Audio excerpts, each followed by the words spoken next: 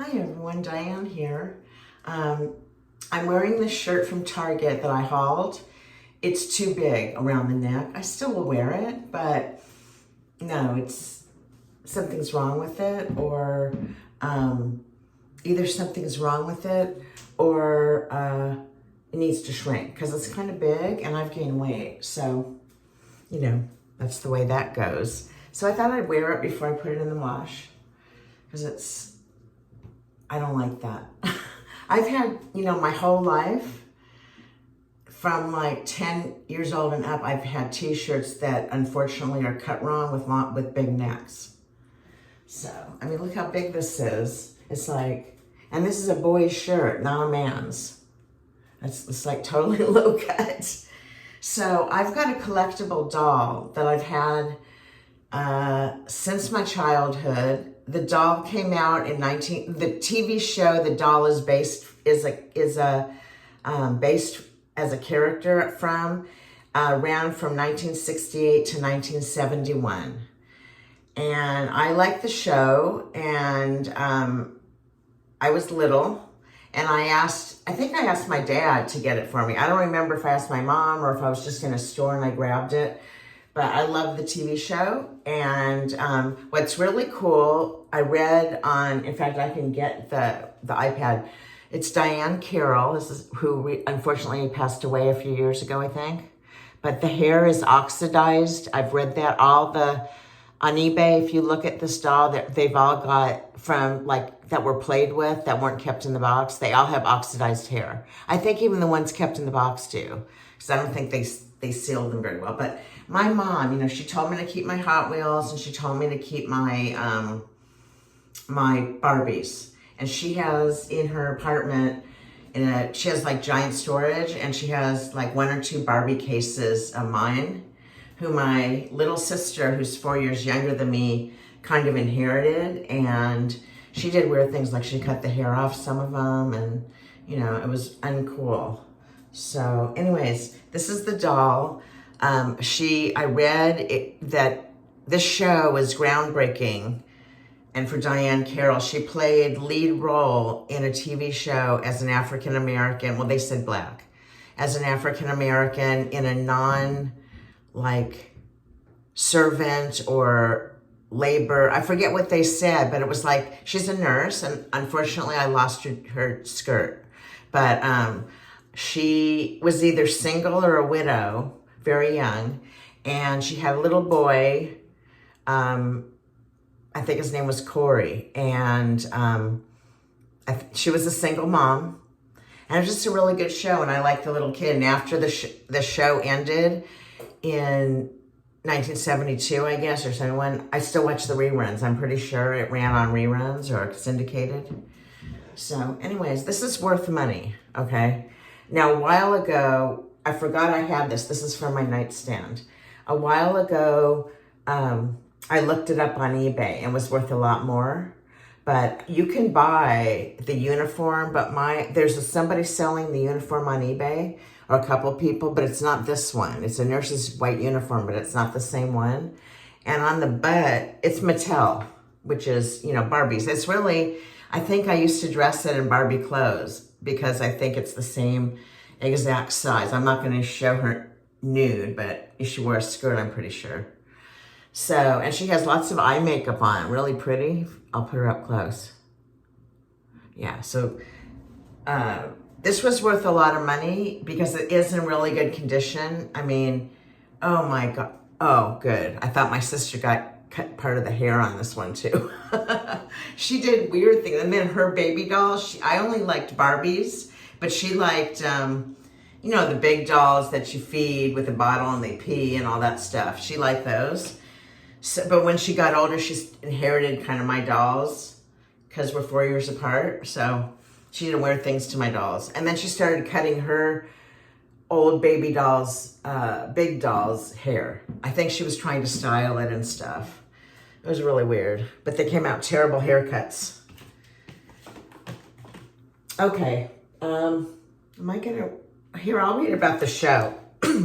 Maybe when Diahann Carroll died, I believe it was about 3 years ago when I looked online, I think they did big things on TV, like on the news, that she was like the first woman to play a non-stereotypical type role or something like that. I'll have to read it. As a Black woman. And, you know, she was a professional. Back then, nurses were like, well, nurses are still looked highly of. I look highly of them. But if you were a nurse, first of all, most moms were stay-at-home moms at this time when she worked. So it was really cool. I looked at her like a working woman, and she had a little boy, and the little boy had a white friend. And they were pals, and it was really cute. I loved it. So let me show you some of the expensive stuff I have. This is on my coffee table. It's, maybe I'll do a pose with this. Okay. This is no instructions. I didn't know, and I don't know if it's 5 in a row or 4 in a row to win. It's like an elaborate bingo, which is just 3 by 3. It's 5 by 5. So, and what's really cool is the wood. It's really pretty. The wood is like on both sides, like you can switch it from X to O. So yeah, I never played it. I just thought it was cool. I have a huge coffee table, and then it's glass, and then it has like 2 wings that swing out, and I've got so much space on the bottom and on the sides. So I like to keep, what do they call it? Entertainment,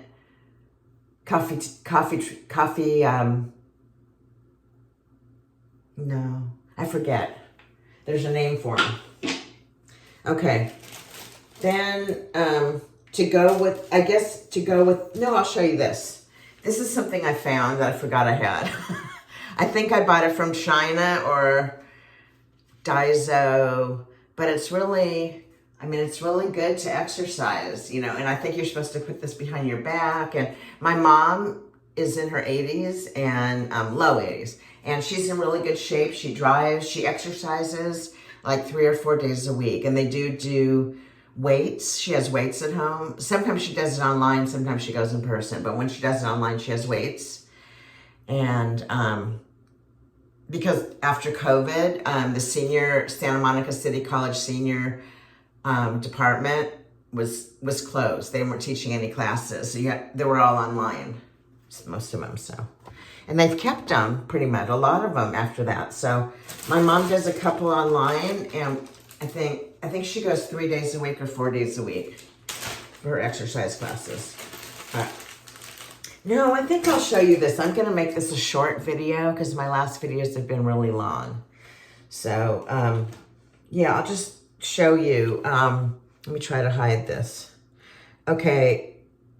Maybe you know if I've talked to Rosie when you guys were watching her stream or whatever. I worked for Department of Children and Family Services as a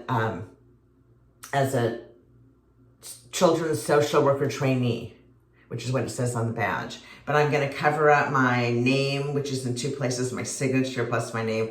And I was really fat. I graduated from college. I went back in my late 20s and I was working full time, but I took like 9 units, which was considered full time. I think the lowest of full time while working full time. Though at night when it got slow, I brought my textbooks with me, and, you know, I could look at them sometimes, you know, if it was really slow. It was a call center. So, yeah, I carried a backpack. And literally, you know, sometimes I'd go from work to school, school to work, whatever. This is me. I don't know if I want to show you. I'll show you the bottom of me. Let's see. And then I'll tell you what it says. And it has the LA County. I was really fat. It has the LA County seal right there. I think I'm covering too much, but you can see a little of me. I'm really fat. I was a lot younger, but I look better now. Seriously. Okay.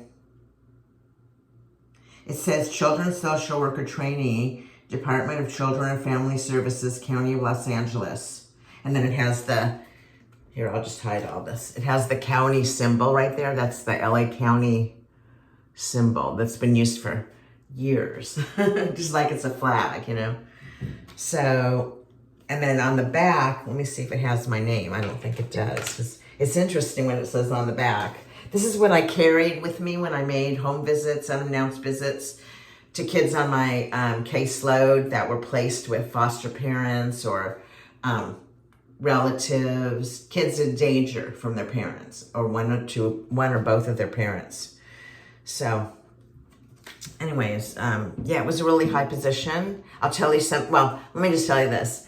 Every time I move, I try, well, since it's been online for a while, the DMV has been online, I try to change my address online. And when I do that, it doesn't go through. And I've called, and they say, that's because, they put me to someone, and they said, that's because you work for Department of Children and Family Services. They said you have to come in if you want to change your address. And I was like, what? You can't use online. And then, or mail it in, I think they might have said, but I forget how I could get off that off my record. But even when I moved here 6 years ago, I still went to the DMV. But you know what? I wanted to go anyways, because I wanted my new address to be, I wanted to get a license with my new address. So I wanted to go there anyways, but yeah, it was terrible. So let me tell you what it says on the back. It's really cool. And I did have to show this badge. We didn't wear them on our chest, which is really weird. This person is an authorized representative of the Department of Children and Family Services, Welfare and Institutions Code Section 306, Employee 451625, certified by Peter Degg, serial number 17583. Oh, it gives the date. That's pretty cool. I used my college degree when I graduated. I had a bachelor's in psychology, and you could, if you wanted to work for Children's Services, DCFS, as a children's social worker trainee, you had to have a bachelor's in certain subjects: psychology, sociology, children's development, child development, and I don't remember what other ones, but like if you're in engineering, if you had a bachelor's in engineering, you wouldn't have been hired.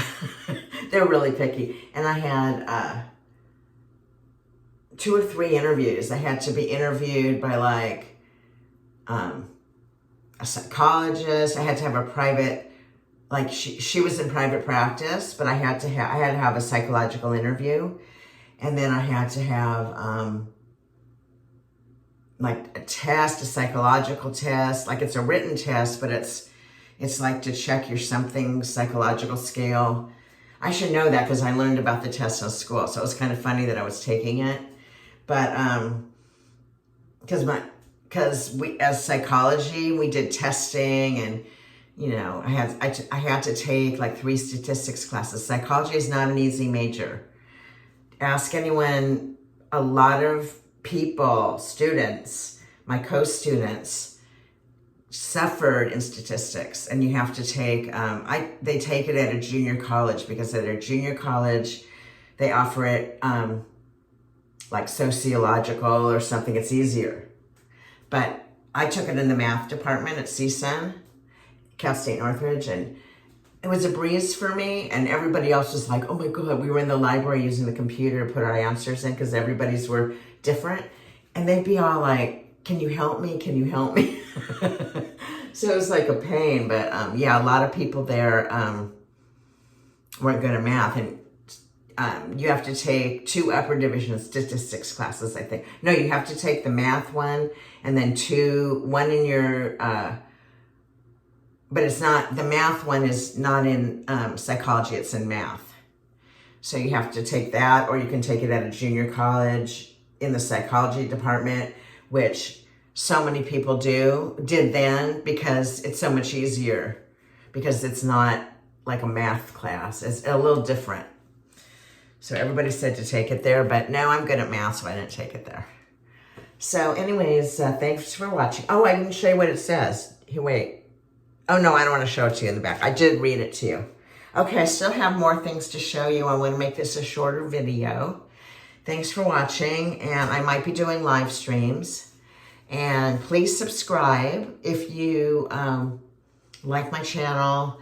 I'm miscellaneous. I do live feeds sometimes. Subscribe and hit the bell for all notifications, and you'll know when I come on live. And I don't upload, like, sometimes I upload late at night, sometimes different times. So if you don't subscribe, you won't see it, you know, right away, unless you get suggested videos. So anyways, thanks for watching. Have a good night. It's night here. Okay, bye.